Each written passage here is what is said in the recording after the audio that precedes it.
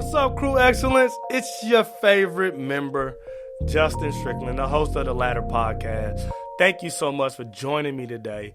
As always, it's a privilege, it's an honor to be right here in your midst, taking up some of your time and some of your attention. I appreciate you. Today, I want to talk about something that I think is super interesting and something that I think is applicable to pretty much all types of leadership. And so we're going to talk about this hip-hop beef going on between Kendrick Lamar, J. Cole, and Drake. All right, so if you are not into hip-hop or you're older and you might not be current on a lot of hip-hop stuff, there are basically for the past decade been three rappers that have really kind of separated themselves from the pack.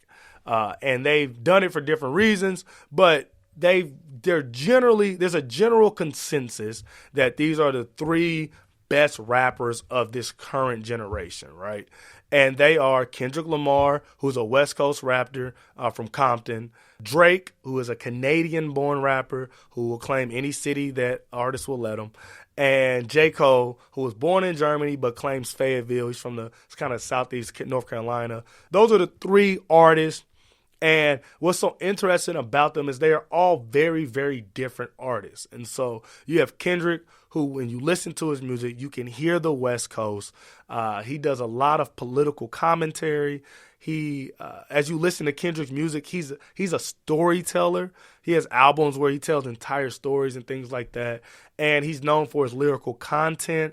And a lot of times he's known for his ability to kind of push the boundaries of what is okay to say, or his imagery in some of his videos is often like pretty dramatic in a sense where it's like, wait a minute, can he say that? Can he do that? And that's kind of Kendrick's thing.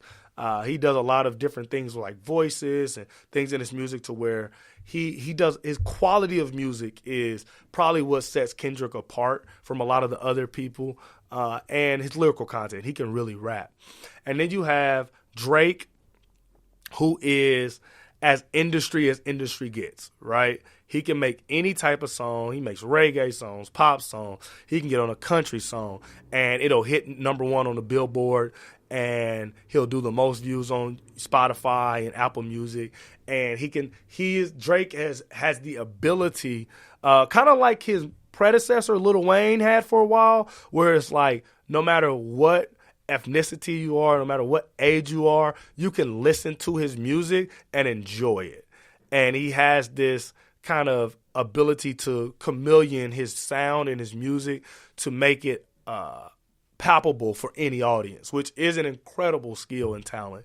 And then you have J. Cole, where J. Cole is I would say J. Cole is like your favorite rapper's rapper, where J. Cole is going to punchline you. He's going to weave entendres and double entendres throughout his music, and he is really getting on verses to out-rap people. And it's so those are the three, right? And I've kind of tried to do my best to explain why they're so popular. And J. Cole, Drake, Kendrick, three best rappers over the last decade, in a sense, more or less. Drake and J. Cole make a song. J. Cole says we're the big three. Drake says we're the big two, leaving Kendrick out.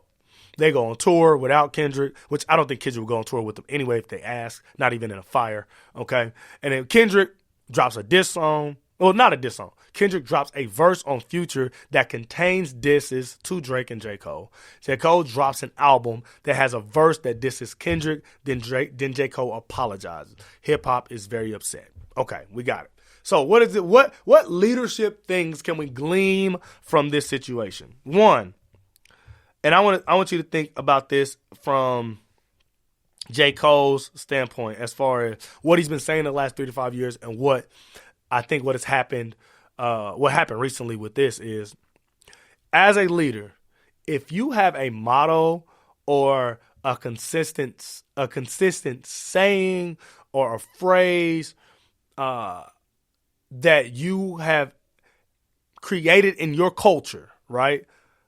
For example, Nike has Just Do It.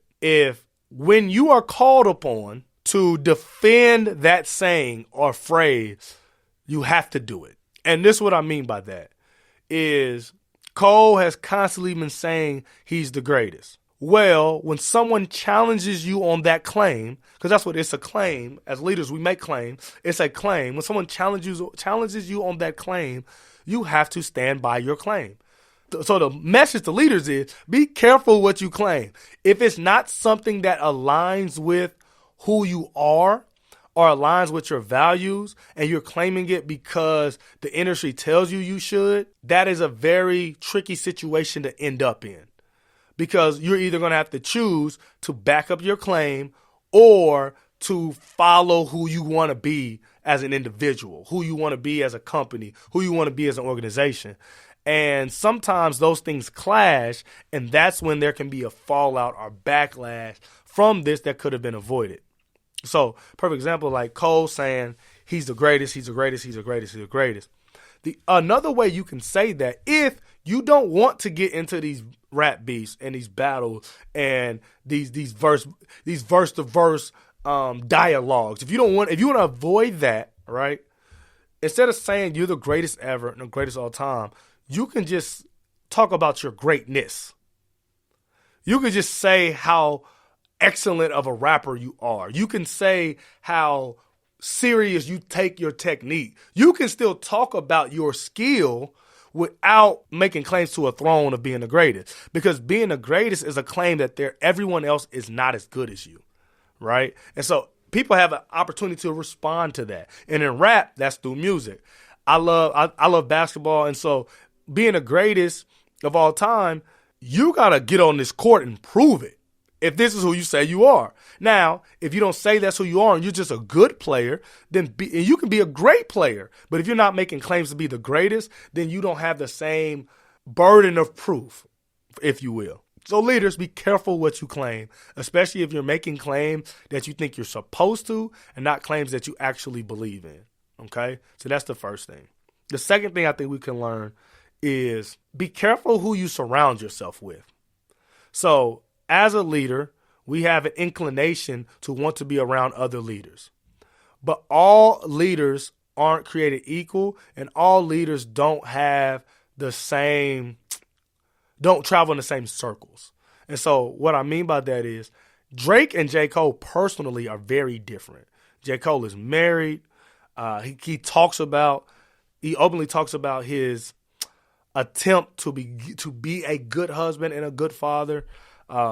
He is independent, and he has a tension with the hip hop industry where he acts a lot of times like he doesn't want to be a part of it. Where Drake is as industry as it gets. Okay. And so I really think that J. Cole caught a stray in this, where because he was with Drake, Kendrick said, I'm just going to hit everybody over there. Like, I ain't going to hold no punches. You was with him, you getting got too. Okay. And it put J. Cole in a situation where he either had to defend his claim and fire back, or he had to be who he wants to be. And I think a lot of that was guilty by association. Kendrick and Drake don't like each other. But Kendrick and J. Cole have been amicable publicly towards one another. It hasn't ever been from either one of them on either side any kind of animosity. But because you with him, you can get it too. You know, it's kind of that mindset. And so as leaders, be careful. Even if they're great leaders, that doesn't necessarily mean that you need to be around them, okay? Or need to be associated with them. Because you might have a different foundation or a different set of morals than they do. And that can definitely make a difference in how you are portrayed and how people respond to your leadership, okay? And then the second and last thing that I think we can learn from this is when you are leading others, be careful that they don't push their wants and desires onto you. And what I mean by this, I was just talking to Big Nate. Shout out to Nate behind the camera. I was just talking to Nate about this, and I think J. Cole's audience, because J. Cole's not a gangster rapper at all, which is one of the reasons why I enjoy J. Cole and enjoyed him in the past. I don't really listen as much anymore, but I enjoyed him a lot in the past. He was rapping. It was a different kind of rap. I think J. Cole raps for the guys and the people, raps for the people that are hood adjacent. Okay, you ain't really grow up in the hood, or you might have grew up in the hood, but you ain't really participate in hood activities, right? You wasn't selling drugs, you wasn't kicking down doors, you wasn't really toting weapons, but you was around some people that do that. You know some people, you went to school with some people. J. Cole raps for them.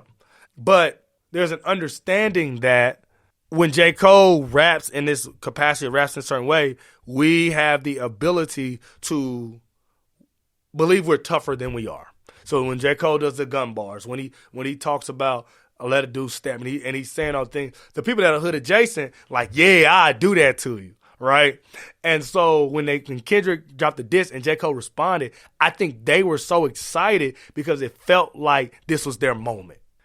And like I said, the diss wasn't even that crazy that J. Cole said to Kendrick, but it felt like, hey, we fighting back. We finally getting our opportunity to fight back. And like I said, I think that, and J. Cole said, it was pressure from his boys and from the industry to fire back. And so as a leader, you got to be careful that you have to stay grounded and anchored in something so that others don't easily sway you to leave your pivot, that others can't push you off of your foundation, because that's very important. And then the last thing is, and this is the last thing is, as leaders, ultimately, even if we make mistakes, we have to be true to who we are. Like, I think J. Cole, as a grown man, did a wonderful thing displaying that. Like, even if in this moment I made a mistake, I can come back and be like, hey, I made a mistake.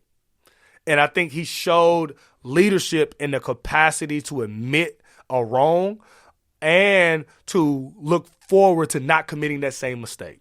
And so he said in his apology, hey, I didn't feel good about what I said. And even if he say something else, I'm not going to say nothing back. So he said, not only am I wrong for what I did, because I feel wrong, I'm not going to do it again. And I know that is what excellent leaders do. And so you might be upset as far as hip hop is concerned. I'm not really arguing that point. But as far as leadership is concerned, I believe we got to get a picture of what excellent leadership looks like. Because when I say excellent, I don't mean perfect, but I do mean you are able to admit when you're wrong and to be better moving forward. And I think that we are able to see that in a weird roundabout way. We got there to where we was like, oh, that's what excellent leadership looks like. It looks like no matter what nobody else is doing or saying, you are able to find yourself and to move forward from that foundation. And so I hope that we are able to do that as leaders. Like, I'm not perfect. I'm not asking you to be perfect, but I am asking for you to be anchored. And when you move off of that, you apologize, you admit your mistake, you admit your wrongdoing, and then you get back anchored and move forward on what you want to be or who you want to be. And so I hope that you could gather that from this saga. I would say, short-lived. It lasted like a week, and then it was like, oh, man, because he apologized, it's over. But I think Drake going to do something shortly to spark the fire. We'll see. I don't care either way. But what I will hope is that you learned something from this episode and that you're a better leader now than you were before you tuned in. As always, it's been a privilege and an honor, and I'm grateful to have spent this time with you today. I hope that you learned something, that you took some notes, and that if someone write a diss track about you, either diss them or don't, but don't you apologize. No, I'm just playing. But yeah, have a great day, and until next time, I'm Justin Strickland, the host of The Ladder, and I'm out of here, man. Favorite Crew Excellence member. Word to your mama. All right, peace.